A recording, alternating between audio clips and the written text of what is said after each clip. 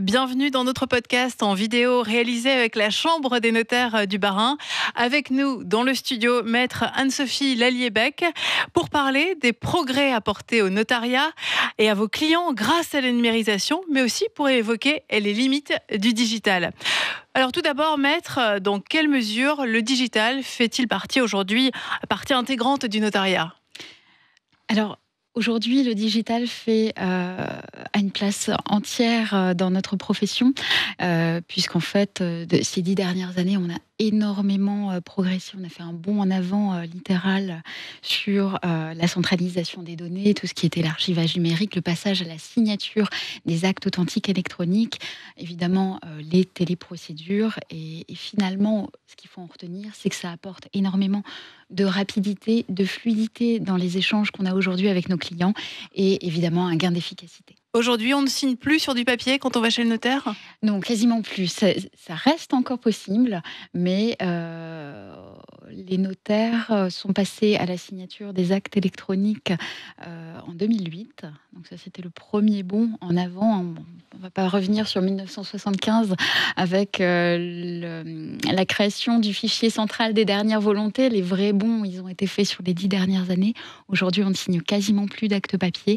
Il y a 20 millions d'actes notariés qui ont été signés sous forme dématérialisée depuis la création de ce support. Oui, donc 2008, premier acte authentique électronique. Ça implique aussi la création d'un serveur d'archivage électronique pour tous ces actes notariés. Exactement, le minutier central des actes électroniques des notaires, donc qui nous permet de conserver tous ces actes dématérialisés aujourd'hui. Dans le jargon, c'est le MICEN ? Le MICEN, exactement. Et aujourd'hui, la plupart des actes notariés sont dématérialisés, c'est ça ? Oui, complètement. 90%, c'est ça ? Exactement, on va dire qu'à peu près 90% des actes sont dématérialisés. Alors, beaucoup de signatures électroniques. On peut rappeler la valeur d'une signature électronique ?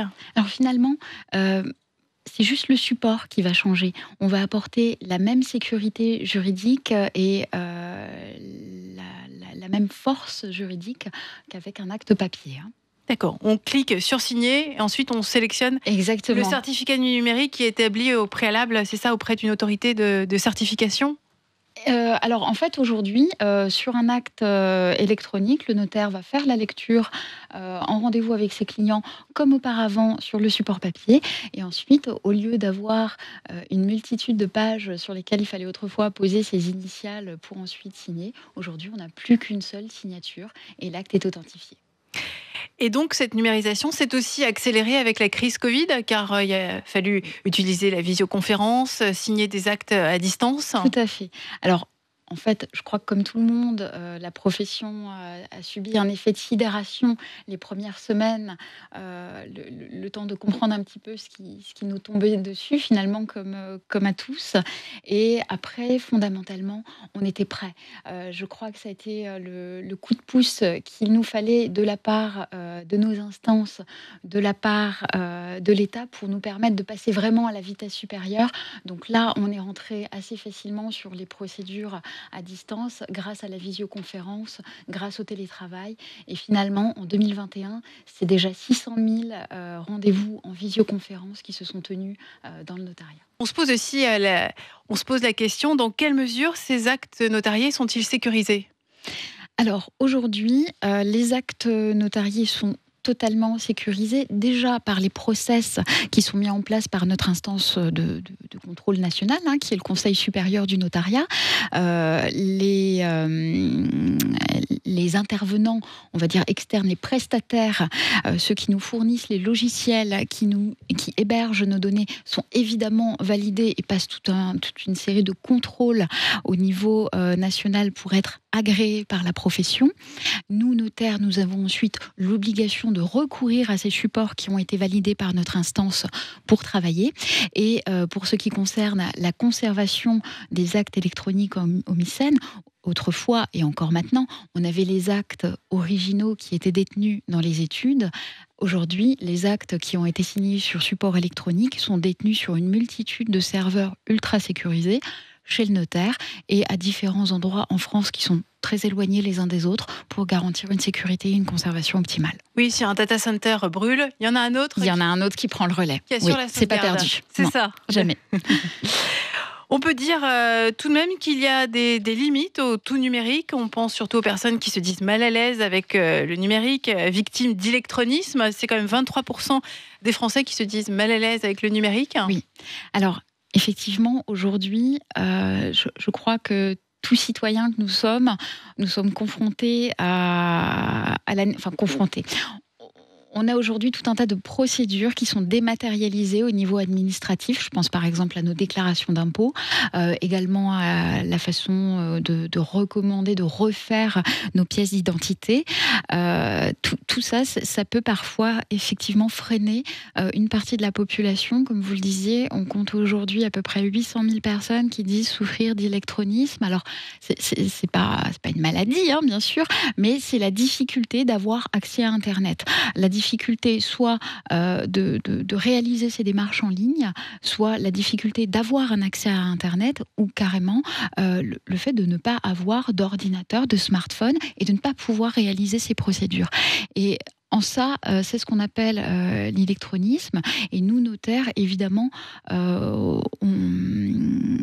met tout en œuvre pour devenir un pare-feu et éviter à nos clients de se retrouver confrontés à des difficultés aujourd'hui dans leur démarche.